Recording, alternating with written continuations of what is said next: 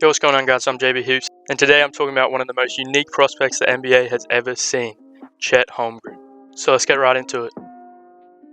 Chet's most unique and impressive attribute is his defensive ability. Let's start off with his rim protection. He's got a 7'6" wingspan. He has a very high basketball IQ, reading pick and roll plays and knowing when to help. Chet is elite at contesting shots, and he averages 3.4 blocks per game on the season. He uses his 7'6" wingspan when banging down low to block shots on bigger guys. Chet is one of the best shot blockers in the nation, and his game on the defensive end will definitely translate to the NBA. His defensive talent is undeniable.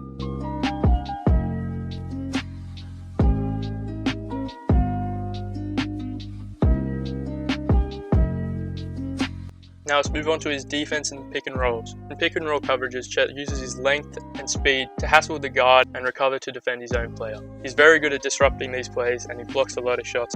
His high IQ and defensive versatility will definitely get him a lot of top pick interest.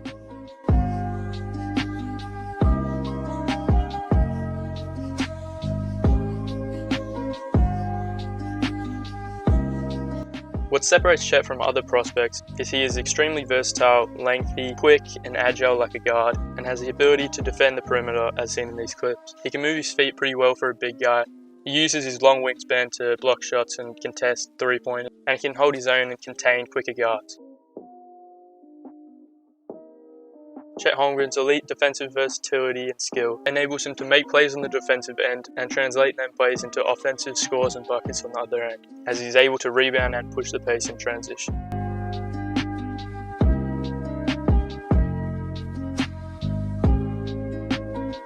Next, I want to take a dive into Chet's offensive skill set. Let's start off with his passing.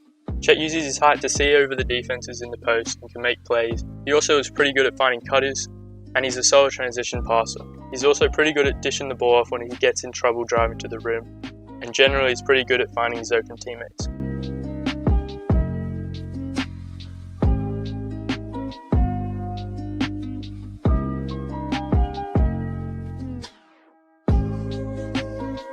Next up is one of the most intriguing aspects to Chet's game, his shooting ability. He's shooting 46.3% from 3 on the season, and has looked amazing. He's a very good shooter off the catch. He often gets his threes off in transition as a trail man, and he's also got a pretty solid two-step pull-up that he uses quite often.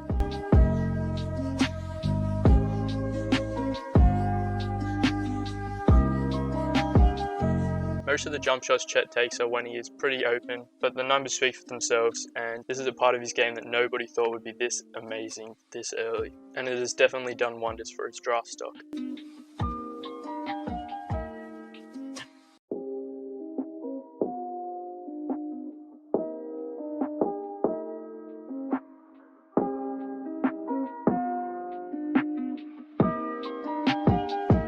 Another aspect of this game which has been incredible is his finishing at the rim. Chet is an excellent interior finisher, converting on 90% of his shots at the rim. He's shooting 64.2% field goal overall, and is a constant threat to finish through contact, get to the rim off drives, throw down lobs, crash the offensive glass and get a putback, and run and finish in transition.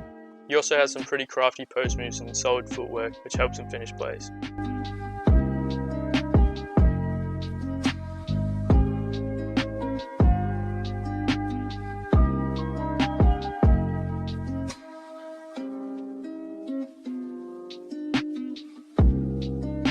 Another way Chet can get you a bucket is crashing the glass hard and finishing putbacks. Chet uses his insane reach to sky high for rebounds and finish through contact under the basket. He's very skinny, but that doesn't seem to deter him at all, as he averages 1.7 offensive rebounds per game and really can hurt teams. Expanding on his finishing, we have his post scoring. He has that one-legged Dirk fadeaway in his bag that you've just seen there. That has looked quite solid, however on a pretty low sample size. Finishes very well around the basket and has a solid spin move that he uses to get to the rim.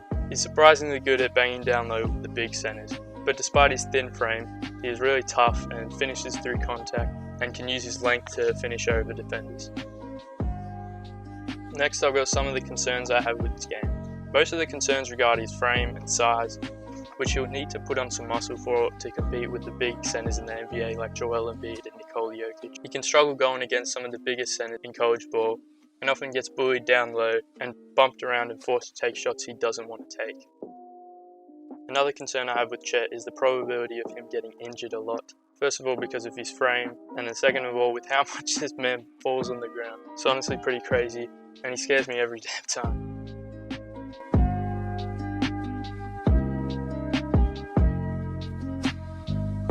Another thing Chet has been struggling with is boxing out on the defensive rebounds. A lot of it comes down to his frame. It's definitely not due to a lack of effort. He often is pretty quick to find his man and box him out as hard as he can, but just with the size he's at, there's just some players that he won't be able to contain on the glass.